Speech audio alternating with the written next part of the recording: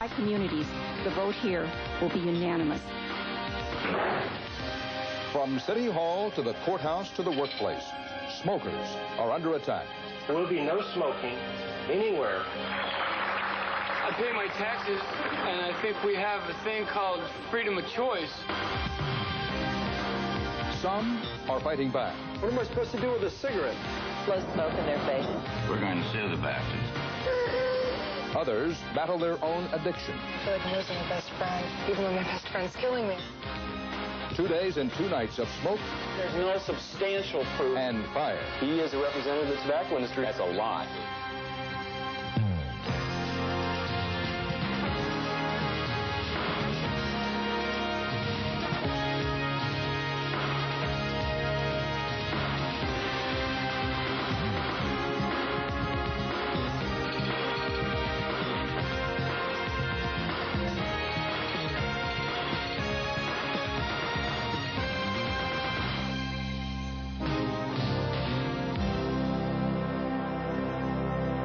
More than 50 million Americans, nearly 1/3 of the adults in this country, smoke cigarettes. But nowadays, where there's smoke, there's a firestorm of protest. The number of communities that have passed tough new no-smoking rules has doubled in the last 2 years. The Surgeon General's finding that inhaling other people's smoke can hurt you has fueled the anti-smoking drive. But while many smokers are trying desperately to stop, others would rather fight than quit. Come along with us now for 48 hours in the war on smoking.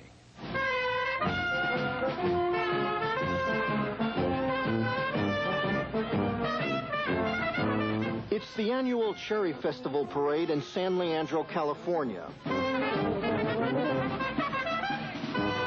San Leandro's a small town, 68,000 people, but it's a small town in the middle of a big national debate. How are you, Supervisor Shea? In one corner, Carolyn Bovat with Americans for Non-Smokers' Rights. Carolyn Bovat, a leader of the non-smokers' rights movement. The only product on the market that kills people when it's used as it's intended to be used. And These ordinances make a statement, I think, in communities. If San Leandro passes this tonight, it's a statement saying it isn't okay to smoke anywhere in public places. In a restaurant, if you're going to smoke, you have to be segregated from the non-smokers. It makes a statement. It's real unhealthy. You know, it causes disease to breathe secondhand smoke. It causes death to breathe secondhand smoke. Somebody told me your husband used to smoke. He smoked from the time he was about 14. Mm-hmm. He died when he was 55. That was 4 years ago, coming up. Of what? Of lung cancer. My husband said the week before he died, he turned 55 in the hospital, and I asked him what he wanted for his birthday. And I was sincere. What do you want me to get you? And he said, I just want to breathe. And I couldn't do that. And you asked earlier if I'm on a crusade. You know, sometimes when it's real hard and we're really in the trenches, you know, I think about that. And I couldn't give him breath for his birthday. A week later, he died in my arms when he couldn't take another breath. 5 o'clock on a Sunday morning. But other people are out there, you know, that are damaging their lungs, and other people are out there spewing smoke over others, youngsters and people they work with all day. So maybe, you know, if we're successful, they'll breathe better. That makes me feel good. In the other corner, the mayor of San Leandro, Dave Karp, a smoker who says government should stay out of the smoking debate. What do you make of the other side, the people on the other side? People on the other side are becoming fanatics. They're like evangelists. A lot of them have never smoked before, and all of a sudden they're becoming the experts, and they're saying the way to quit smoking is we'll ban smoking throughout the whole city and make it virtually impossible. But philosophically, what, you don't think government should get involved in these smoking issues? I hate to pass more laws on. We've got enough laws as is, without going one step further and then putting a fine on top of smoking in a restaurant. I can just see the problems that this may create. What am I supposed to do with a cigarette? I can't. I'm wired up. I can't even move out. Now, hold on. We finished talking to you, what, about 30 seconds ago? Mm-hmm. You've already lit a cigarette. Mm-hmm. No smoking, no smoking. You're the mayor. And you're telling me that people will reasonably do the right thing? You're not going to put this on TV, are you? You see the camera there. Did I put the cigarette out? Oh, what? I mean, you're hooked. You're hooked. Of course I am.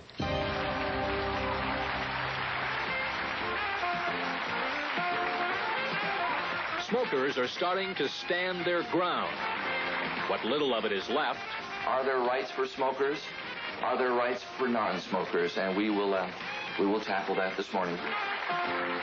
Witness this battle during our 48 hours on KPIX San Francisco. Dave Brenton, you are a smokers' rights representative.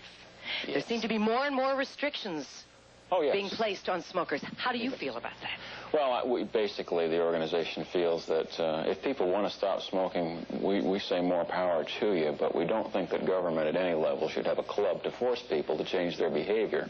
Dave Brenton runs the National Smokers' Rights Alliance. You're very unhappy with these ordinances of no smoking in public places. 1,000 members nationwide. So no smoking in some restaurants, in business. He crisscrosses America. But how about to the non-smoker? Challenging people's most basic beliefs. That's a lie.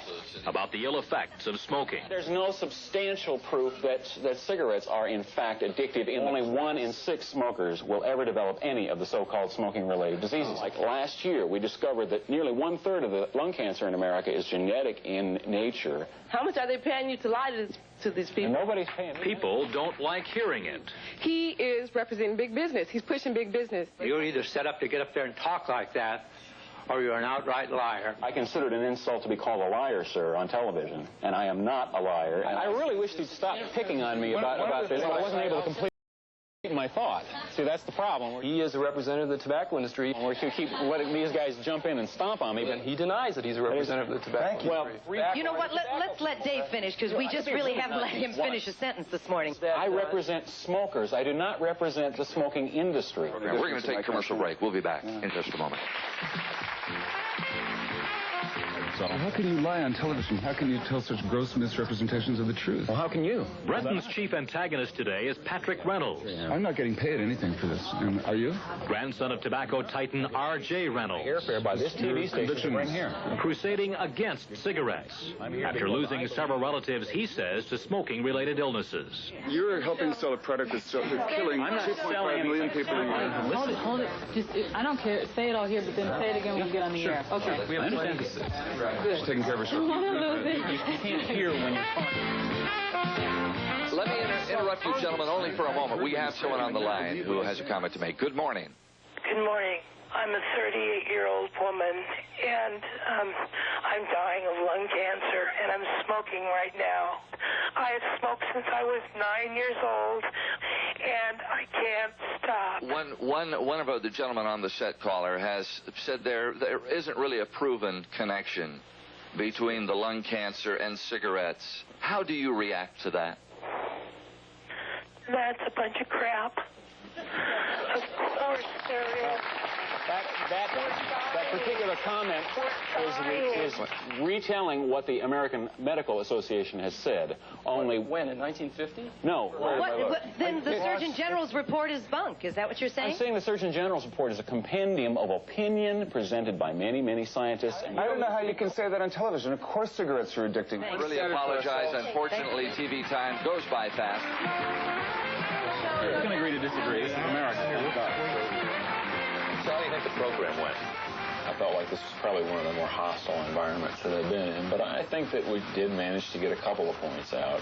I'm not doing anything. I'm a smoker, and I want to protect my right to continue to smoke. Yes. Those folks, and you saw it today, I think you've got to have seen that there is a religious fervor there.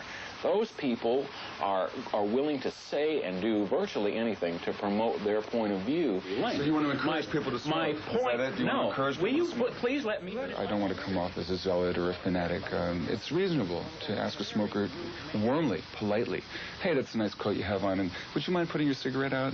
Let's get this absolutely straight. Once again, Patrick, it's easy to write a smoking control ordinance, but it doesn't solve any of the real problems in America. It just victimizes a group of citizens who, for the time being, are willing to take it. It's scientific fact. The American Medical Association. We're going to be heard from. Patrick, why do you want to call me a liar for regurgitating what they say? Because you are a liar. Okay, well, I don't need to talk to you about this anymore.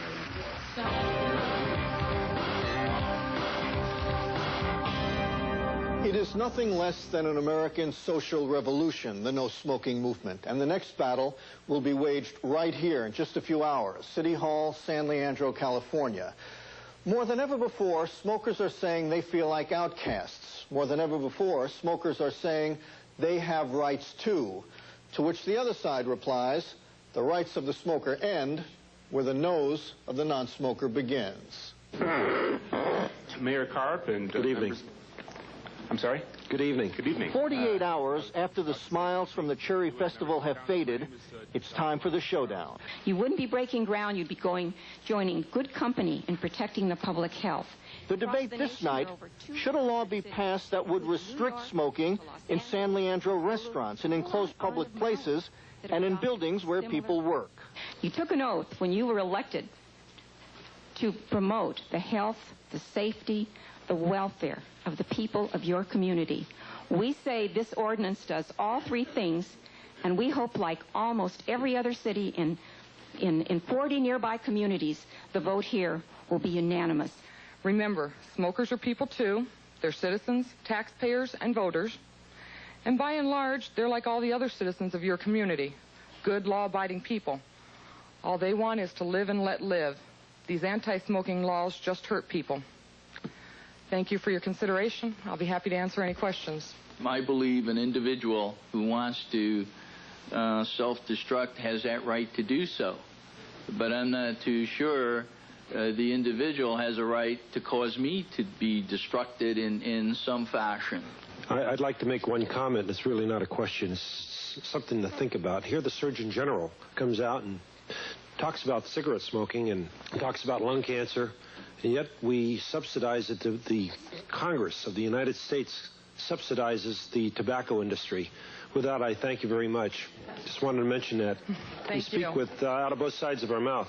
Next speaker. Good evening. My name is Tom Anderson. I'm one of these self-destruct individuals that you referred to earlier in the evening. I smoked 2.5 packs of cigarettes a day for over 25 years. I contracted cancer of the larynx, and a little less than 3 years ago, they removed my vocal cords. They did a radical laryngectomy, cutting me practically from ear to ear. I believe where you're in a confined space, the smoker is invading the privacy of the non-smoker because it's been proven that secondhand smoke is dangerous. By the end of the night, the mayor saw his hopes go up in smoke. You will have a smoking ordinance? We will. And they do. Just 2 days ago, the city council passed a smoking ordinance.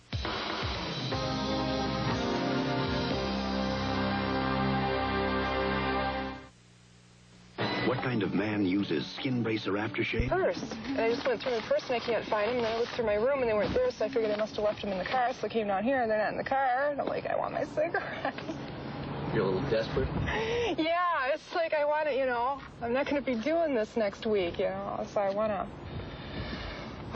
Sue Hoffman, a 29-year-old from Kenosha, Wisconsin, has been a hardcore smoker since age 13.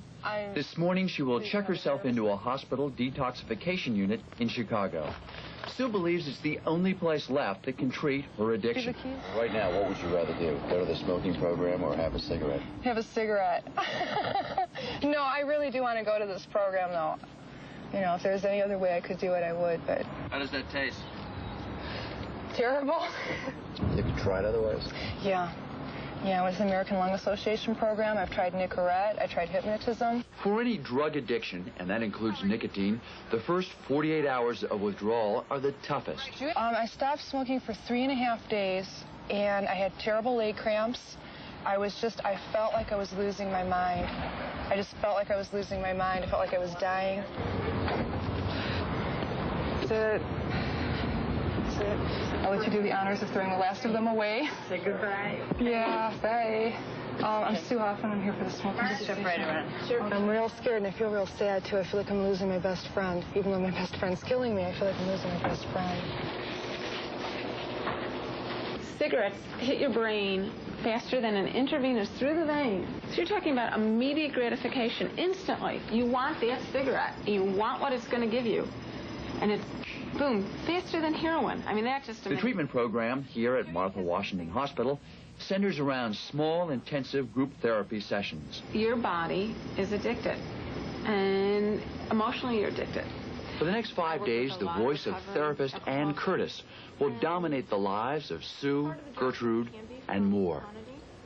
I'm very dependent on cigarettes, and I don't know what it's going to be like. I feel nervous. Well, I've left to quit, though, because it's killing me. That's what it does. It actually kills you. I feel real safe here. I'm real afraid about what withdrawal is going to be like. Hey, this is the patch, the clonidine medication. The same thing I give you in pill form, but it's in patch. Okay, it's absorbed through the skin. The toughest part of not smoking is an almost overpowering physical craving for nicotine. A medication called clonidine dramatically cuts that craving, but it is still considered an experimental treatment for smokers. And this will last for a week. I can make it quit for 5 days. There's nothing to it. We're going to concentrate on what are you going to do when you get home. We need to give you the tools to make it for the rest of your life so that you don't smoke ever again. Okay?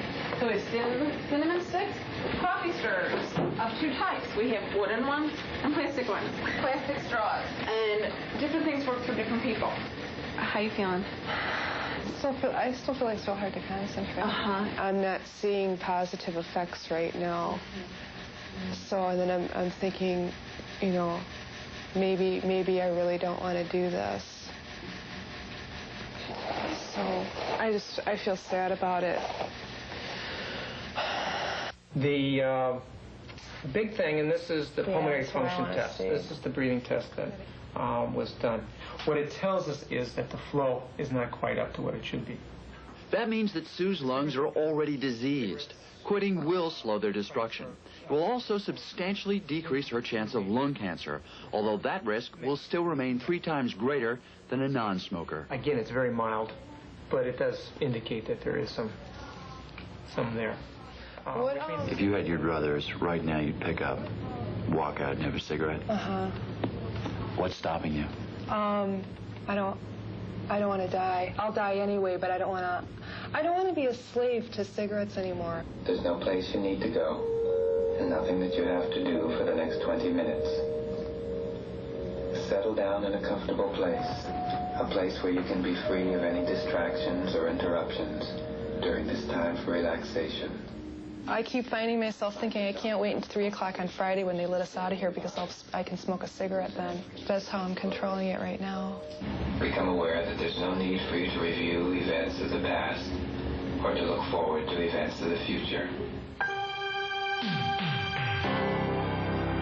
Surgeon General C. Everett Koop has issued 2 major reports on smoking. One on the dangers of secondhand smoke, the other on nicotine addiction. The tobacco industry disputes both reports as more political than scientific. We have been told so frequently by the cigarette industry that smoking is a matter of free choice. You start when you want and you quit when you want. But anybody who's ever smoked knows that is not true. What does the record, the long-time record, say is the most dangerous age to get hooked on tobacco? Indications are very clear that the people who are most heavily addicted to nicotine and have the greatest trouble quitting are those who began smoking when they were 14 to 16. I think the studies in all over the world, in every country, in every culture, the younger you start, the greater is the addiction and the more difficult it is to quit. Now, you've said that you consider tobacco as addictive as cocaine or heroin. Isn't that an overstatement? No, I think the evidence is very clear if you understand what we're talking about. Addiction is a specific physiologic problem. And the manner in which you become addicted to nicotine is exactly the same manner in which you become addicted to cocaine or to heroin. And that even after you have quit and you think you're clean, that there's a tremendous tendency to relapse. There is no such thing as a safe cigarette. There's no such thing as a quality death. Smoking or non-smoking? Pan Am Flight 81 is boarding in New York for the 5.5-hour trip to Los Angeles. Smoking, non-smoking. Smoking. Good morning, ladies and gentlemen. On behalf of Pan Am and the entire crew, it is a pleasure to welcome you on board. There's nothing like a long flight to bring smokers and non-smokers together in close and sometimes contentious proximity, sharing the same air. Please remember that smoking is permitted only when the no smoking sign is turned off in flight. When the no smoking sign is off, smoking will be permitted at your seat only, not in the aisles or in the lavatories. I see that not only are you sitting and smoking, but you are smoking. Right here, as often as possible, yes I do. What do you think about these secondary smoke arguments that I think it's crap. Period. I don't believe it. I think it's ridiculous. Now they're coming up with articles saying your pets are going to suffer from secondary smoke. Give me a break. But Jim Rapace, scientist at the EPA, has found evidence that non-smokers are harmed by secondary smoke blown into the air by smokers. But the airplane ventilation system is set up so that it's supposed to take that stuff out, isn't it? I mean, don't they filter that air? And... No, the filters are relatively ineffective for the fine particles in tobacco smoke. In fact, for flight attendants who are working in the smoking section, I think it's probably 5 times as bad as the typical office setting on the ground in terms of the tobacco smoke level. Now it's people that eat bean sprouts and wear earth shoes that are going like this all the time. Did you get that out of my face? I mean, I've smoked all my life. What do you do when the earth shoe people tell you to stop smoking around them? Usually blow smoke in their face. Now that the government has banned all smoking on flights of 2 hours or less, some flight attendants fear a new, even deadlier threat from smokers. I feel that for a flight under 2 hours, it forces those smokers into the lavatories, which is a very dangerous situation. A cigarette may be had and tossed directly into the towel disposal. Fire in the lavatories is an area that has brought down several planes and taken a lot of lives. I don't drink or do drugs, but this is my big addiction. And if I give this up, I cut out paper dolls. I mean, I even drink decaffeinated coffee. Where does it go? You know?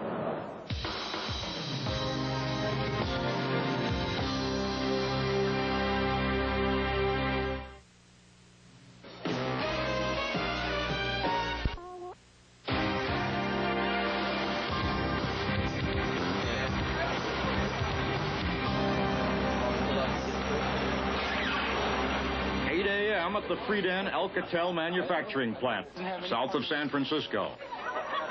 And employees are being called together to get the word from the bosses. For those of you who smoke, we're going to do some things. The days of smoking on the job are over. So as of September 5th this year, there will be no smoking anywhere except in the cafeterias and then only in the designated areas. That includes work areas, both in open areas like this, but also private offices. Pure maple sugar. The way to get away from smoking. My home is a designated smoking area. But are you going to try to quit, or are you just No, I have no intention of quitting. But I will smoke. I will not smoke here. You're going to try to quit, or yes. You're going to... I'm going to give it a shot. Don't know if I'm going to make it, but we'll try. I've got mixed emotions right now. I'm torn between quitting and not quitting.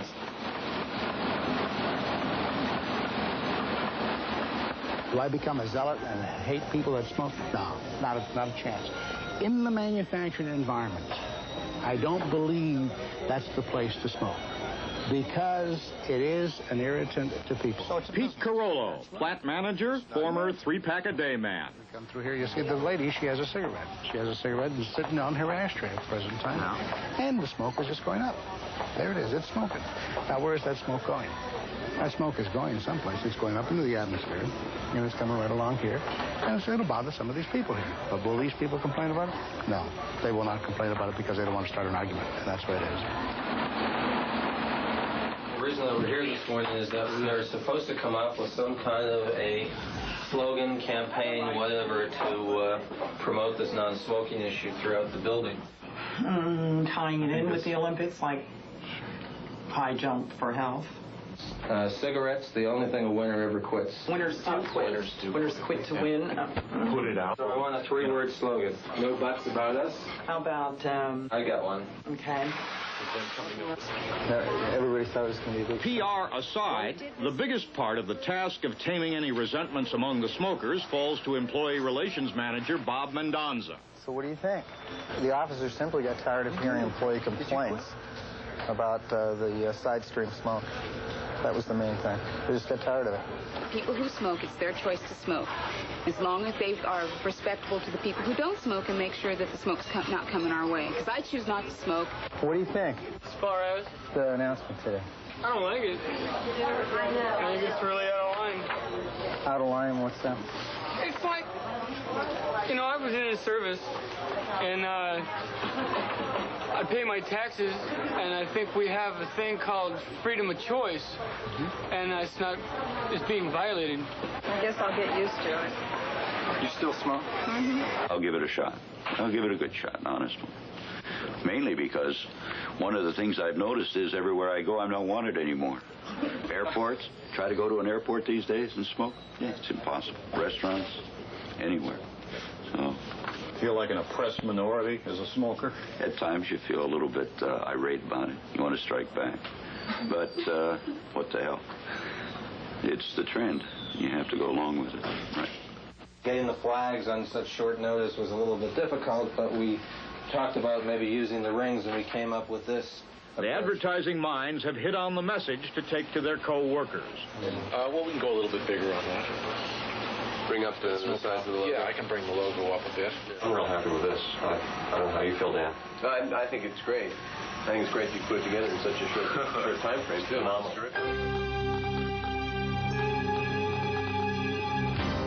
It's 6:40 a.m. at Martha Washington Hospital in Chicago. Sue Hoffman's first night without a cigarette has not been an easy one. Hi, Mom. Terrible. I didn't sleep last night. I got up at 3, I got up at 5, I got up at 6. Withdrawal. I want to go home. Okay. I'll see you Friday.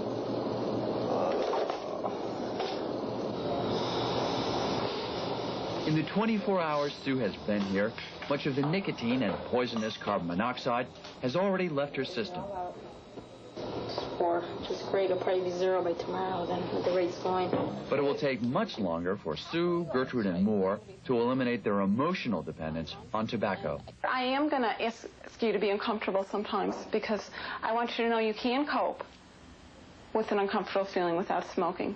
When we write down why you want to quit, we're going to have to include, because I lost my job. I lost my friends. I can't even fish. I can't even cook. I feel like I'm dying all the time. How do you feel when you hear me say those things? I feel bad. Okay. And that, I don't need to make you feel bad more. But again, down the line, 3 months, 6 months, a year down the line, and you want to smoke, you're going to need a reason to not smoke. And feeling bad is going to do it for you, okay? How do you feel when you think of dying of emphysema? You said I don't want to think about it. As long as you say that, Gertrude, you're not going to make it. Have you ever seen anyone in later stages of emphysema? No, I haven't. And I don't care to. How come? It's scary. You need to be scared, Gertrude. Why do I have to be here? Why couldn't I do it at home? I have friends who did it. I need to be watched like a child. I don't think you need to be watched like a child. This isn't a locked unit. If you want to take off, you're going to go. This is really the issue for you. I forgot what you just said. Of course you did. You know why? Because I don't want to think about it. Yeah. I cannot cure anybody. My staff cannot cure anybody. We can't make it happen. What anyone does after a treatment program when they're home is their decision. When the program at Martha Washington opened in May, Nellie Ibarra, a 5-pack-a-day smoker, was among the first to graduate. She hasn't smoked since. It was constant with me. I didn't sleep. I didn't eat. I would be up all hours of the night. Even when I quit breathing and they put me in the hospital, before I even got out of the emergency room upstairs, I was asking for a cigarette. Well, what happened to your mommy's lung? They just quit. And what we were worried would happen if her other lung quit. She'd die.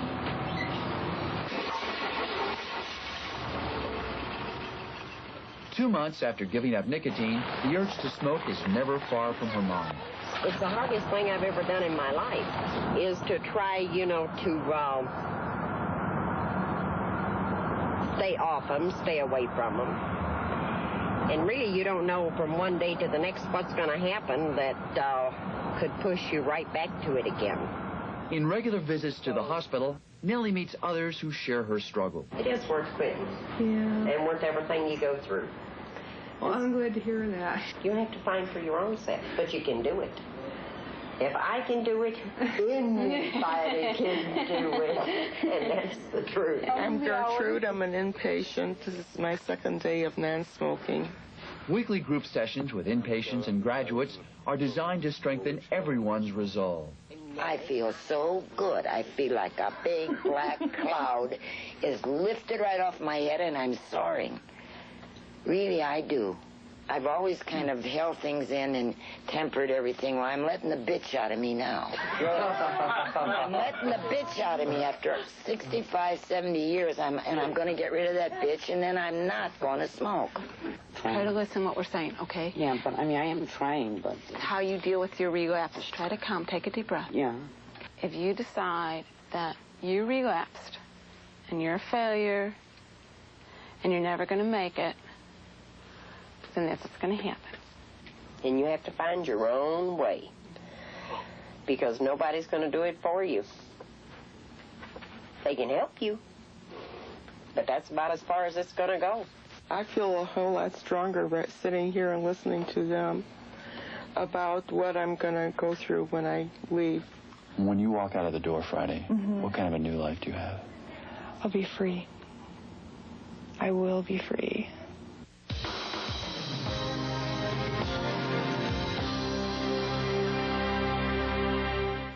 AT&T has just made Watts a whole new ballgame for any size business. Pick from a lineup of plans that give you call detail, distance-sensitive pricing, and major league discounts, even on international and AT&T card calls. If you thought AT&T Watts had just one pitch, now it's a whole new ballgame.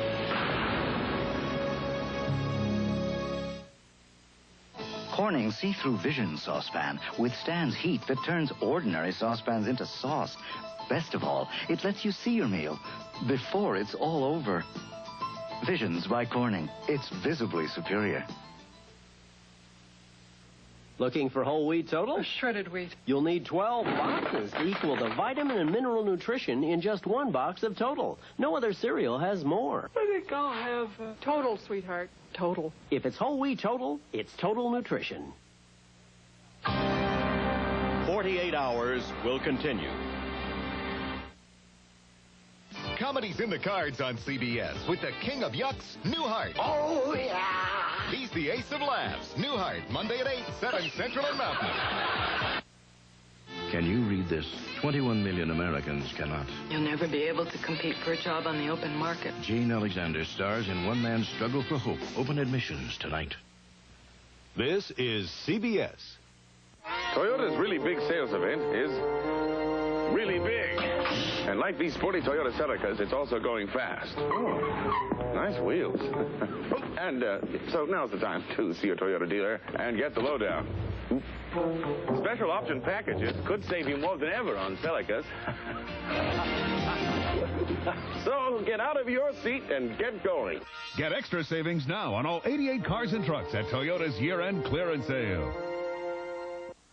What's the wallaroo, mate? What's the wallaroo? Does it bark? Does it moo?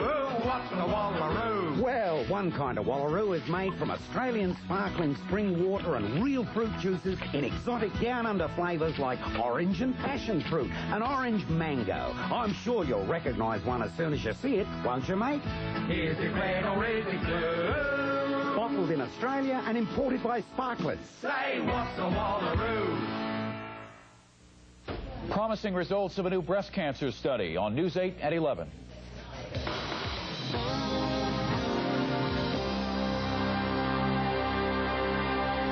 human being that the tobacco industry has murdered.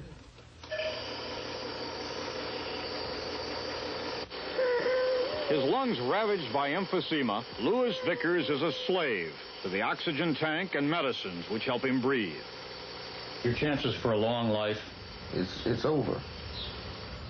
Now, you're 59 now, I'm is 59. that correct? Did they place any kind of a No, they haven't placed any prediction? kind of a... No. It's just a matter of now, how long before I catch a cold? How long can I keep fighting it off? And it's all ifs. Until I'm getting weak with the amount of energy it takes to light them matches. Unable to work or even to walk very far, Vickers has long tried to interest lawyers in a suit against the tobacco companies. Even so, he has kept smoking. I try to hold myself on the very low ultralight cigarettes, and I try to hold myself at around between a half a pack and 3/4 of a pack a day. Could you stop smoking? I don't know. I get up in the night and steal them. I am an addict. I'll get in when they've got me in the hospital in intensive care. I'll get up and slip out to go steal them out of the other rooms. I was smoking seriously when I entered the 1st grade of school. By the time I got to the 4th grade, I was smoking a pack a day. Always before, lawyers told Vickers he stood no chance. The tobacco industry had never lost such a case. I'm getting me some oxygen to go with her. This is a portable. Gives me 7 hours. Then, in June, a jury awarded $400,000 to the family of Rose Cipollone, a smoker who had died of cancer. Lawyers are more willing to listen to you now. They will talk to you now. Before, they wouldn't talk to you. So today, Vickers will talk to the famous and flamboyant lawyer Melvin Belli in San Francisco.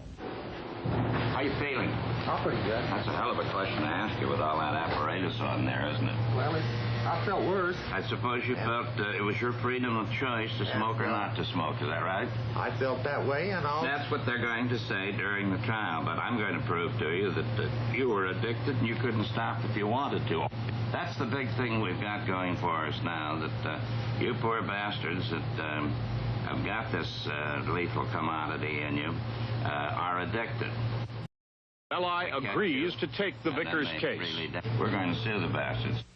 Are you more willing now, is your firm more willing, and the legal profession generally, tort lawyers, more willing to accept these contingency cases now that you have had, that there's been a victory for the plaintiffs? I don't think I'm more willing, because my zealous friends at the bar say that Belli's ears pick up at the sound of the ambulance. I'm always willing to take a case. Yes, we're more willing to take these, I guess, at the present time after the Cipollone. We've got to overcome the feeling that you're killing something that's indigenous to American, what makes American great, your freedom of choice. If I want to kill myself, I've got the right to jump off the building. I don't think that you have. I think if I can show that the people are addicted, then you don't have freedom of choice. You know, the jury in the Cipollone case found that the death of that woman was 80% her own liability because she had continued to smoke. Isn't some of this your own responsibility? Yes, it is. Some of it my responsibility as well as it's theirs. I don't expect them to come in here and be able to clean me up and put me back like I was when I was 3 years old. But I do expect them to come in here and do something for the damage that was done up until the time that I was aware and knew that it was hurting me. It is killing people all the time. Cancer's taking young people's lives. Have you heard about the Richmond Quit Smoking Project? I've heard something about the Richmond. We're going to try to eliminate smoking altogether. Stop before you drop. Come on. Fight it. Don't fight it. Stop before you drop. In a campaign called Kick Their Butts Out of Richmond, this predominantly black San Francisco suburb has declared war on smoking. Because studies show minorities, particularly blacks, are smoking more and dying more than whites from heart and lung disease. Several studies show tobacco companies use neighborhood billboards to target blacks. There definitely is a correlation between what children see and what they do.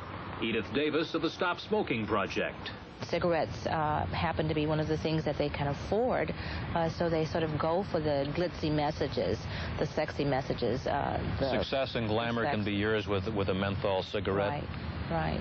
The overall cancer incidence rate for blacks has increased more than twice as much as the rate among whites.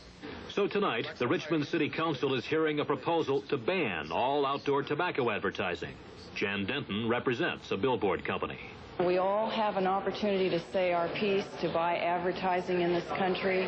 Tobacco and alcohol are legal substances in this country. People buy them. People know what they're doing pretty much. It's the children we'd be most concerned about. We can take their money and advocate against smoking. Another controversy, whether cigarette makers are buying influence through financial support to black institutions and politicians. The issue stirs debate at Berkeley's Institute for Social Change. We're in a climate in which many black institutions and agencies are in need of resources, right? So it's very hard for you as an individual institution to stand up and say, I'll not take that money. It's smoky money. It's not dirty money. The data suggests very clearly that if you smoke cigarettes, it's going to kill you. There is no ifs, ands, or buts about it. I would agree with that. All I'm saying is that you can take the money and still not smoke. You can take the money and advocate that other people not smoke.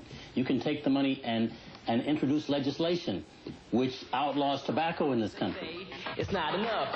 They try to tip him and make him take a puff. Some of this stuff without taking a hit, he can still be tough and strong. Hey fellas, we're moving on. It's the message heard over and over in Richmond from teenagers who produced this no-smoke rap video. You all is stop before you drop. Fight it. I don't like it. The kids are telling the parents, hey, look, we got our stuff together, and now we're trying to show you that we want you to stop now. You all is stop before you drop. Fight it. I don't like it. You have to look at tobacco advertising as a package, if you will. Brennan Moran of the industry-funded Tobacco Institute. Market. There are smokers who are members of minority groups. There are women smokers. There are white male smokers. So each of those are part of the customer base. So in that sense, as part of the customer base, yes, there is advertising directed to those groups. What position does the industry take on the dangers of secondhand smoke? The industry looked very carefully at the Surgeon General's report of last year. The scientific evidence on secondhand smoke simply does not support contentions that it is a health hazard to the average healthy non-smoker. I think that the anti-smoking movement has reached a very critical point where smokers and people that are looking at this issue less emotionally than the very small but shrill anti-smoking movement is, are going to start weighing into the debate.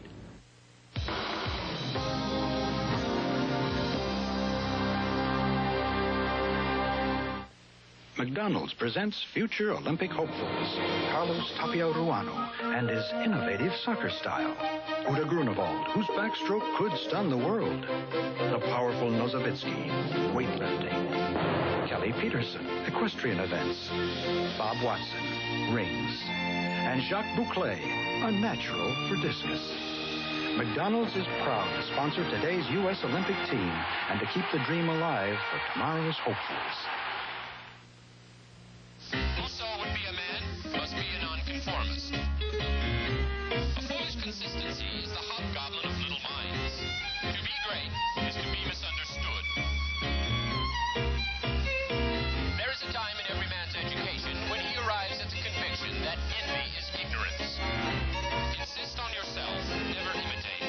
To believe that what is true for you in your private heart is true for all men. That is genius.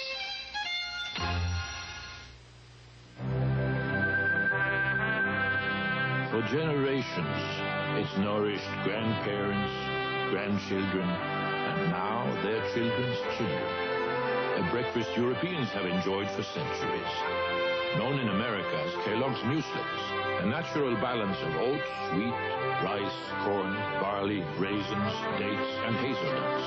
Kellogg's Mueslix, 5 grain or bran, what breakfast was meant to be.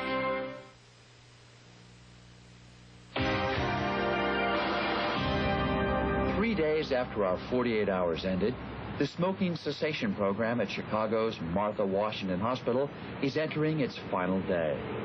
136 and a half. 6 pounds, 5 days. How are you different now than you were Monday? I breathe better and everything. Seem a lot spunkier, too. Yeah. Get the old energy back? Yeah. And you've gained how much? Maybe I can go out and see the girls and all, you know? Good morning. How are you feeling? Real good. What are you working on here? What my day is going to be like. And what will it be like? Wonderful. What is that? It's like we're working on what specifically I can do to keep myself busy so that I don't go back to smoking. You dreamed all week long of Friday where you could go out and buy a package of cigarettes. That's what I said Monday. I don't feel that way now. Why? Because now I know what it's like not to have nicotine in my system, and I wish I'd have found that out 10 years ago. I know it's going to be a little rough, but... What are you most afraid of? The desire. You've reached the last straw. I will not smoke. For these three, how much of a struggle against nicotine addiction will be the rest of their life? No one here is finished. This is a lifelong process. These people, for the rest of their lives, are going to have to take care of their addiction, which means not smoking. I think it's over. So you think it is over? You don't think you will have a struggle when you're I don't think I'll have a struggle. You know what, more, that's not true. You think not? No, I know not. Because you're addicted to nicotine more, there's going to be times where you're going to really, really want to smoke. I feel really frightened because I hear what you're saying, and it's I'm afraid of thinking like you're thinking, because if I think like you think, I'm gonna relapse. I'm gonna smoke. Each one of you has planned out things you can do to make you feel less deprived. You have to focus. You have to turn your thinking around. You can convince yourself that you're not going to make it, and you're not going to make it. So this is it. Bye-bye. Bye-bye. So long. What have you, or do you hope you've accomplished for these three people? That they can never pick up a cigarette peacefully again. How does your daughter look? Fine. The first big test for Sue is to make it home with her mother, a 3-pack-a-day smoker. I'm hoping I'll quit. Seeing her go through this and being motivated to do it, something might click in my head.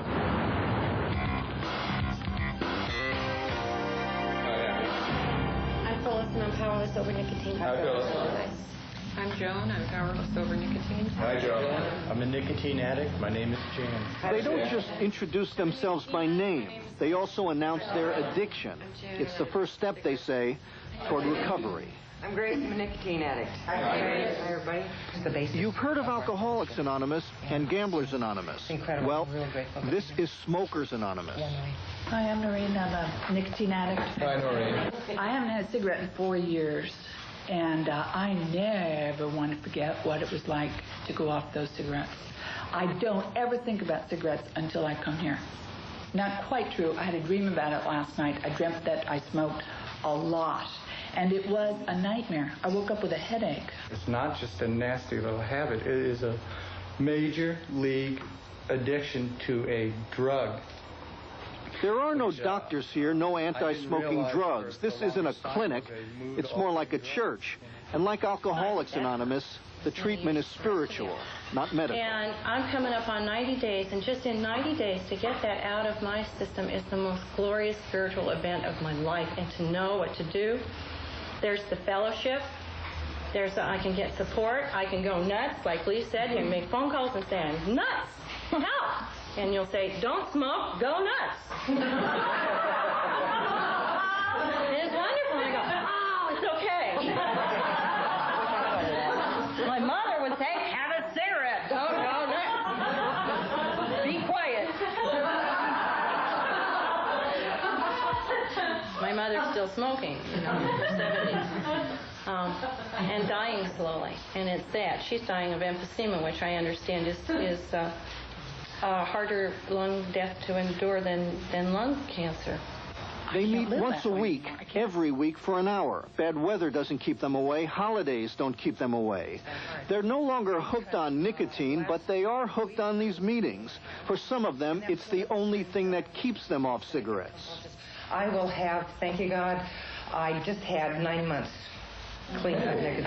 And I lived from Tuesday to Tuesday. I have for the last 9 months. this meeting is what just keeps me at it. So I'm just going to The way they see it, they're not cured of their addiction. They just have it under control.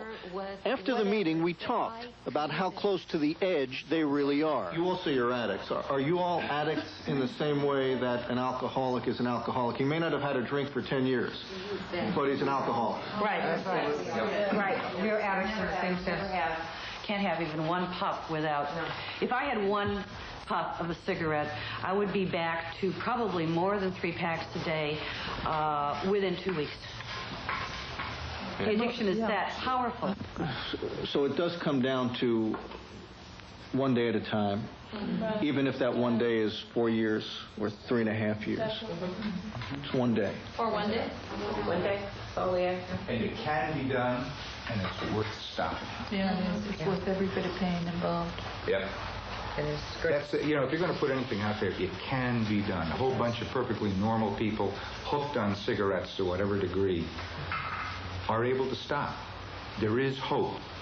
What I'm hoping that people at home watching this will at least get a